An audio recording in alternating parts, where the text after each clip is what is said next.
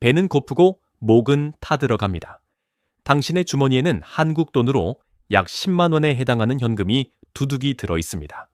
하지만 당신은 물 한 병조차 살 수 없습니다. 식당 주인은 현금을 내미는 당신을 마치 외계인 보듯 쳐다보며 고개를 젓습니다. 현금은 안 받습니다. QR코드를 찍으세요. 주변을 둘러보니 통신망 장애로 인해 네트워크가 먹통이 된 순간 수많은 사람들이 식당과 지하철역에 고립되어 아무것도 하지 못한 채 패닉에 빠져 있습니다. 이것은 공상과학 영화 속의 디스토피아가 아닙니다. 이것은 이미 중국에서 벌어지고 있는 섬뜩한 현실이자 곧 우리에게 닥쳐올 미래의 예고편입니다.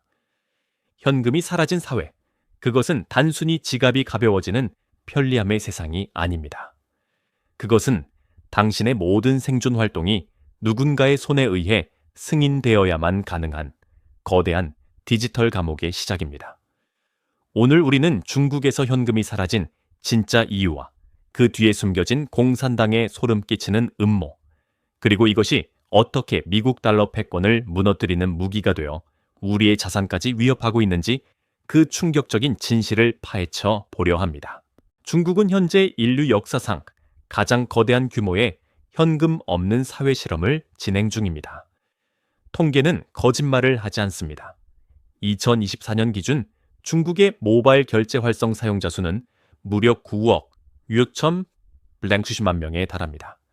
인터넷을 사용하는 중국인 거의 전원이, 아니 중국 전체 인구의 70%가 스마트폰 하나로 돈을 주고받습니다.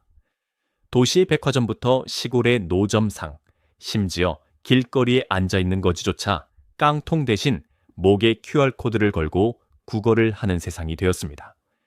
2024년 한 해 동안 중국에서 모바일로 거래된 금액은 80조 달러, 우리 돈으로 환산하면 무려 10경 원이 넘습니다.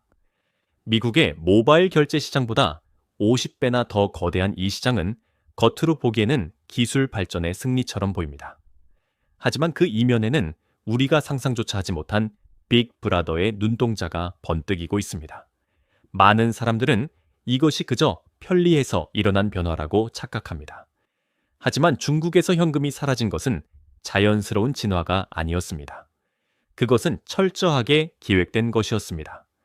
중국의 모바일 결제 시장은 알리바바의 알리페이와 텐센트의 위챗페이, 이 두 기업이 90% 이상을 독점하고 있습니다.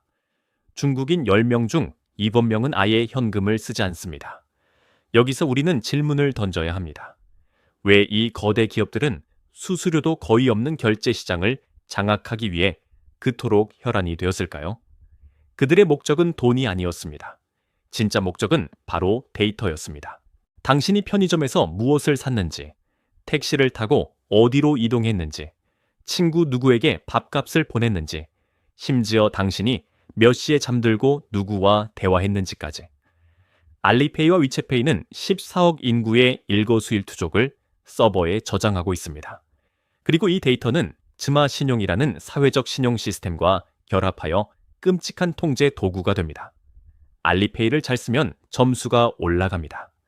점수가 높으면 대출 이자가 싸지고 보증금 없이 집을 빌릴 수 있으며 호텔 체크인도 프리패스입니다. 하지만 반대로 점수가 낮으면 어떻게 될까요? 대출은 거절당하고 기차표조차 예매할 수 없으며 심지어 결혼 상대를 구할 때도 불이익을 당합니다. 중국 인민들은 알리페이라는 시스템 안에서만 모범 시민으로 인정받을 수 있기에 울며 겨자 먹기로 현금을 버리고 디지털 지갑을 선택할 수밖에 없었던 것입니다. 알리페이를 쓰지 않는다는 것은 곧 사회적 자살을 의미하기 때문입니다. 하지만 여기서 중국 공산당의 딜레마가 시작됩니다. 인민을 통제하기 위해 장려했던 알리페이와 위챗페이가 이제는 국가의 통제력을 위협할 만큼 너무 커져버린 것입니다. 두 민간 기업이 중국의 모든 돈맥을 쥐고 흔드는 상황, 공산당 입장에서 이것은 체제에 대한 도전이었습니다. 그 결정적인 사건이 바로 2020년 알리바바의 자회사 엔트그룹의 상장 무산 사태였습니다. 당시 마위는 역사상 최대 규모의 기업 공개를 앞두고 있었지만 중국 정부는 상장 이틀 전에 이를 정역 중단시켰습니다. 이유는 명확했습니다. 민간 기업의 데이터 독점이 국가 안보를 위협하고 그들의 금융 영향력이 당의 통제를 벗어났다고 판단했기 때문입니다. 마위는 대중의 시야에서 사라졌고 엔트그룹은 공중분해 위기에 처했습니다. 이 사건 이후 중국 정부는 칼을 빼들었습니다. 민간 기업에게 빼앗긴 화폐 주주권과 통제권을 되찾기 위해 국가가 직접 발행하는 디지털 화폐, 즉 디지털 위안화를 전면에 내세운 것입니다. 중국 정부는 왜 굳이 막대한 예산을 들여 디지털 위안화를 만들었을까요? 알리페이와 똑같이 스마트폰으로 결제하는데 무엇이 다를까요? 핵심은 바로 통제 가능한 익명성이라는 기만적인 개념에 있습니다. 중국 정부는 소액 거래는 익명으로 해주겠지만 큰돈이 오가거나 의심스러운 거래는 정부가 낱낱이 들여다보겠다고 선언했습니다. 이것은 사실상 우리는 모든 국민을 감시하겠다는 말과 다름없습니다. 디지털 위안화 시스템 안에서는 누가, 언제, 어디서, 무엇을 했는지 정부가 실시간으로 알 수 있습니다.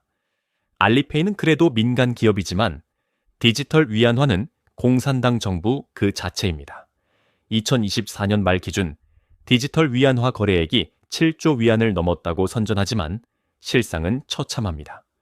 설문조사에 따르면 중국인의 94%는 여전히 알리페이와 위챗페이를 선호합니다. 인민들조차 본능적으로 정부의 감시를 두려워하는 것입니다. 자신의 사생활이 발가벗겨지는 것을 원치 않기 때문입니다. 그래서 중국 정부는 이제 강제성을 띠기 시작했습니다. 공무원 월급을 디지털 위안화로 지급하고 세금 납부나 지하철 요금 할인 같은 미끼를 던지며 사용을 강요하고 있습니다. 하지만 중국이 디지털 위안화에 목숨을 거는 진짜 이유는 내부 통제 때문만이 아닙니다.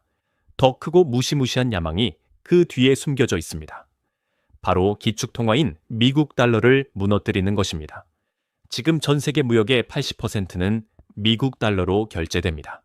한국이 반도체를 팔든 사우디가 석유를 팔든 모든 대금은 달러로 오갑니다. 이것이 미국의 힘입니다. 미국은 마음에 들지 않는 나라가 있으면 그 나라를 국제금융망에서 고립시켜 말려 죽일 수 있습니다. 그 공포가 현실이 된 것이 바로 2022년 우크라이나 전쟁 때였습니다. 미국과 유럽은 러시아를 국제은행간통신협회의 결제망에서 퇴출시켰습니다. 하루아침에 러시아는 수출도, 수입도, 송금도 할 수 없는 금융고립 상태가 되었습니다. 이 장면을 지켜보며 가장 공포했던 나라는 어디였을까요?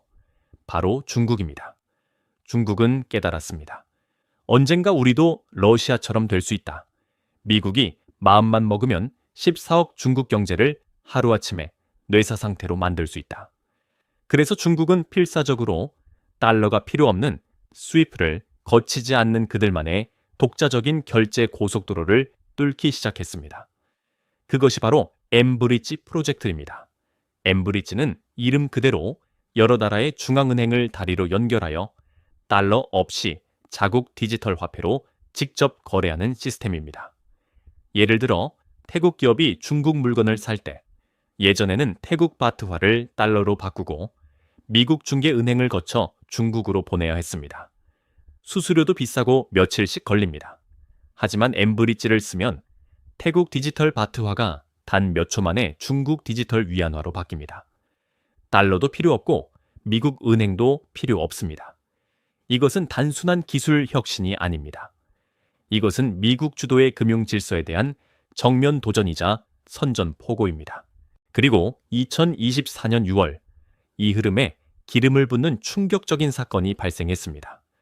세계 최대 석유 수출국인 사우디아라비아가 엠브리지 프로젝트에 공식 합류한 것입니다.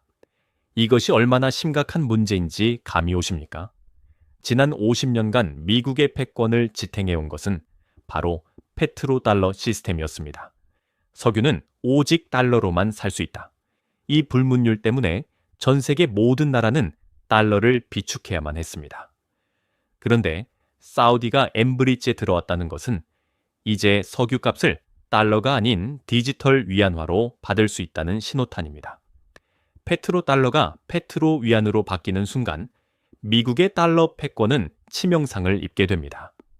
실제로 2024년 6월 아랍에미리트의 수입업자가 엠브리지를 통해 중국 수출업자에게 돈을 보냈습니다.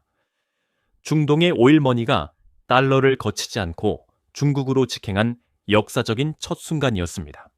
현재 중국, 홍콩, 태국, 아랍에미리트, 사우디가 이 프로젝트에 참여하고 있으며 미국의 경제 제재를 받고 있거나 달러 부족에 시달리는 중앙아시아, 아프리카 등 60여 개국이 잠재적인 참여자로 대기하고 있습니다. 중국의 전략은 명확합니다. 미국의 반감을 가진 나라들을 규합하여 반미, 환메이, 통화동맹을 결성하고 야금야금 달러의 영토를 잠식해 들어가는 것입니다. 만약 이 계획이 성공하여 전 세계 무역에서 달러 비중이 80%에서 50%, 30%로 떨어진다면 어떤 일이 벌어질까요? 그것은 단순히 미국의 자존심 문제가 아닙니다. 그것은 미국 경제의 붕괴를 의미합니다.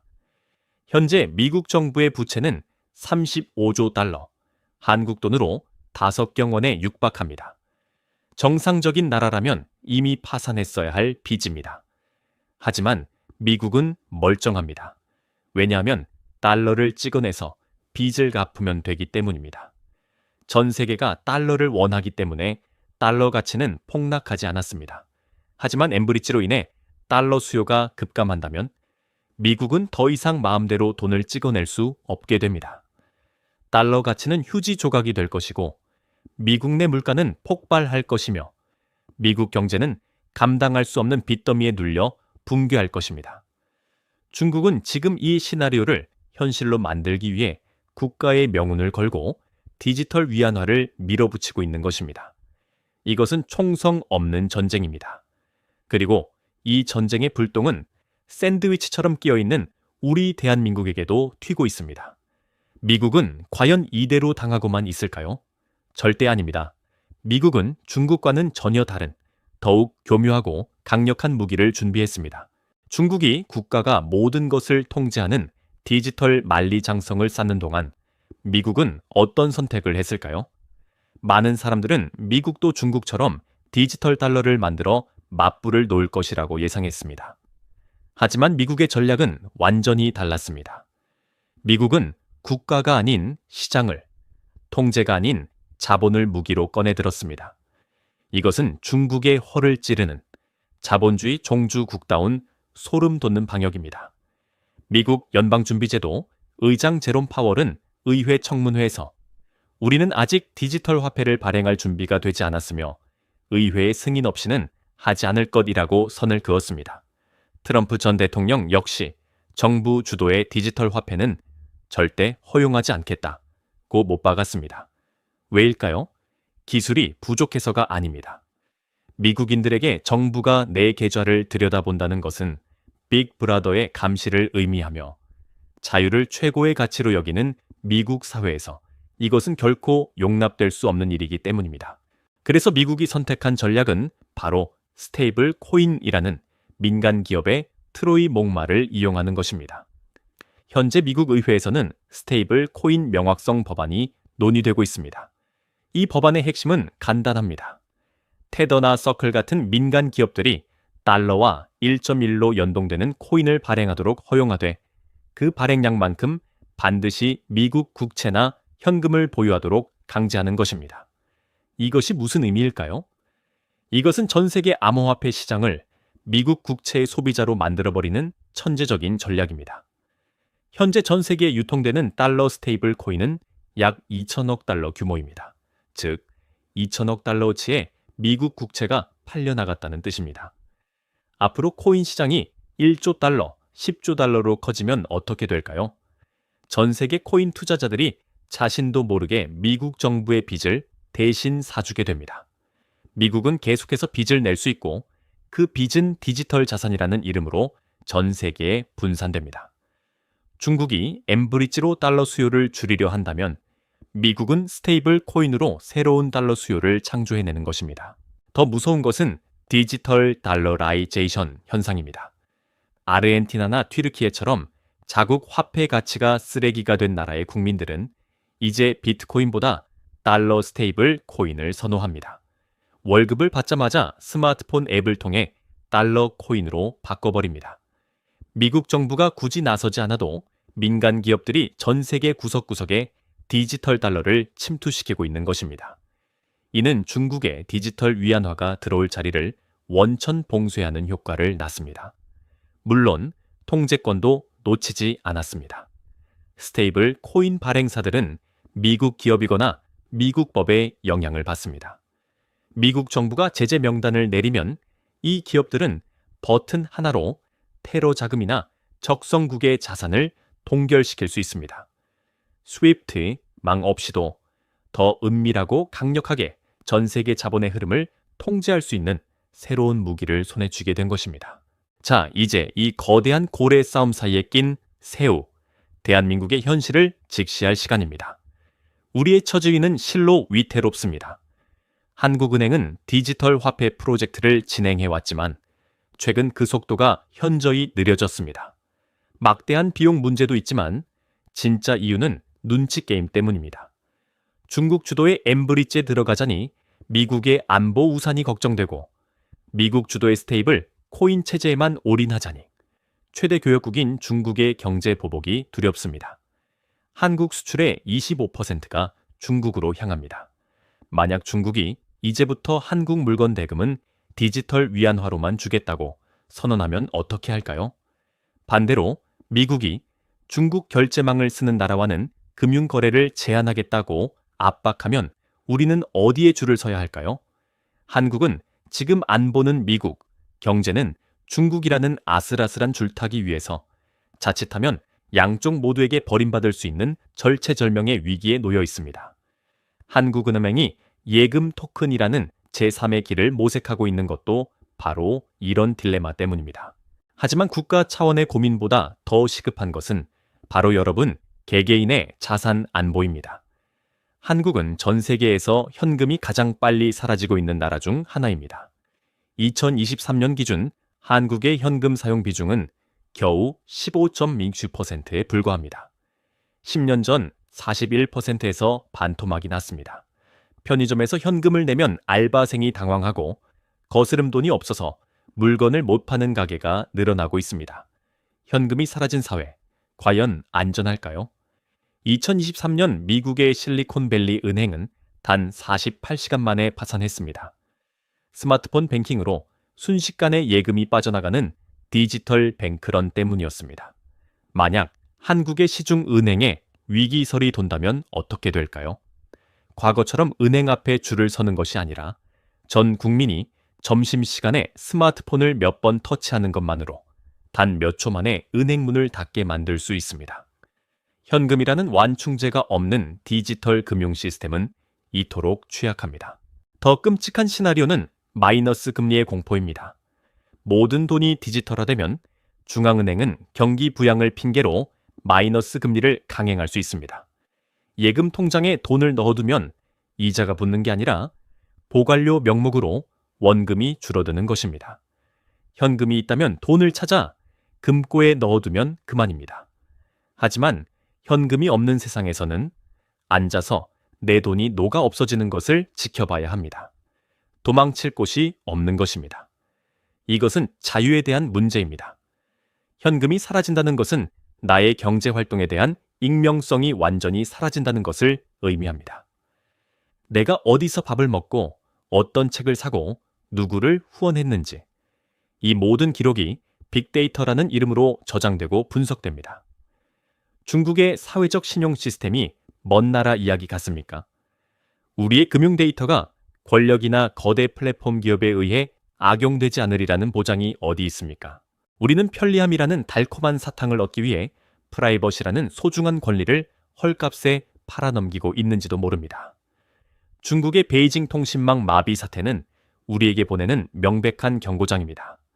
전기가 끊기거나 통신이 두절되는 순간 당신의 수억 원대 계좌 잔고는 그저 화면 속의 숫자에 불과합니다. 재난 상황에서 10억 원의 디지털 화폐보다 주머니 속에 5만 원권 한 장이 당신의 생명을 구할 수도 있습니다.